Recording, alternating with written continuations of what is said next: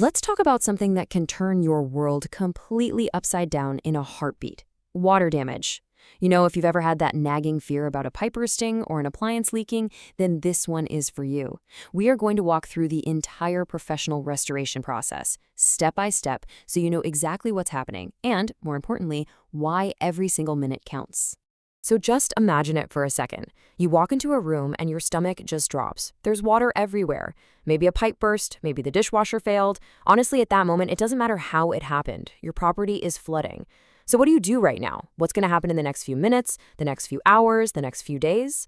Well, that is exactly what we are about to break down. Okay, the very first thing you have to get your head around is this. In a water emergency, time is absolutely not on your side. In fact, it's your biggest enemy. From the very moment that water starts coming in, a clock starts ticking, and every second that goes by seriously increases the risk of turning what could be a manageable problem into a total catastrophe. I mean, just look at how fast things go from bad to worse. Within just a few minutes, water is already soaking into everything it can touch. Then, give it a few hours, and you're going to start to see actual physical damage. Your drywall starts to get puffy and swell, your beautiful wood floors can start to warp and buckle, but the real, absolute deadline, that's the 24 to 48 hour mark. This right here, this is the window you just cannot afford to miss. Because after just 24 to 48 hours, you've officially entered the danger zone for mold growth. And trust me, once mold gets a foothold in damp drywall or wood, the whole cleanup job becomes way more complicated, way more expensive, and even potentially hazardous to your health. That 2-day window, it is everything.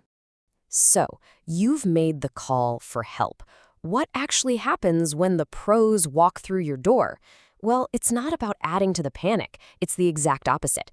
It's all about a calm, step-by-step process that's designed to immediately get control of the situation. Their number one job is to bring some clarity to all that chaos. They're going to assess exactly how bad the damage is and then lay out the game plan for you. From that moment forward, you should expect constant updates. And, this is so important, they will start documenting every little thing for your insurance claim right from the get-go. It's all about creating a clear plan of attack. And this really just hits the nail on the head. You're already dealing with a huge amount of stress. The absolute last thing you need is to be confused or left in the dark. A really good restoration team knows that keeping you in the loop every step of the way is just as critical as the physical work they're doing. All right, now let's get into the actual work itself. Professional restoration isn't just some random cleanup effort. It follows a proven, 3-phase system that's designed to take your property from a state of total emergency right back to normal. The entire road to recovery can really be boiled down to these 3 distinct phases. First, you have emergency mitigation, then structural drying, and finally, complete restoration. And believe me, they happen in this specific order for a very good reason. So let's break down what each one is all about. Phase 1, mitigation, is basically like first aid for your house. It's all about stopping the bleeding, right? The team's first move is to find and shut off whatever is causing the leak. Then they bring in these powerful pumps and vacuums to get all of that standing water out. The goal here is super simple. Stop the problem from getting any worse. Next up is Phase 2, structural drying. And this is where the science really kicks in. This is not just about pointing a few fans at a wet spot and hoping for the best. Professionals use these huge, specialized dehumidifiers and air movers to create a very controlled drying environment. And they're checking moisture levels inside your walls and floors every single day. Because if even a tiny bit of moisture gets left behind, that mold can still grow. The job isn't finished until their instruments prove that everything is dry according to really strict industry standards. And finally, we get to Phase 3, complete restoration. Once everything is confirmed to be totally dry and structurally sound, the rebuilding can begin. So this means replacing any damaged drywall, putting in new flooring, new insulation, basically putting your property back together exactly the way it was before any of this ever happened. Now, I used the word scientific a moment ago, and that was totally on purpose. This is not just a cleanup job, it is a highly technical process, and it's guided by very specific standards and principles. The group that basically writes the rulebook for all this work is called the IICRC. Think of them as the organization that sets the gold standard. Their protocols, like the S500 standard for water damage, are what separate a certified pro from, well, some guy with a shop vac. Following these rules is what ensures the job is done safely and correctly, protecting you from long-term nightmares like hidden mold and structural rot. Professionals also have to classify the water itself, because you might be surprised to learn that not all water is created equal. Category 1 is clean water from a supply line. Yeah, it's still damaging, but it's not a direct health risk. Category 2, or gray water, comes from something like a washing machine. It's got contaminants and needs more careful handling. And then there's Category 3, black water, which is seriously contaminated from things like sewage or floodwater and poses a real health risk.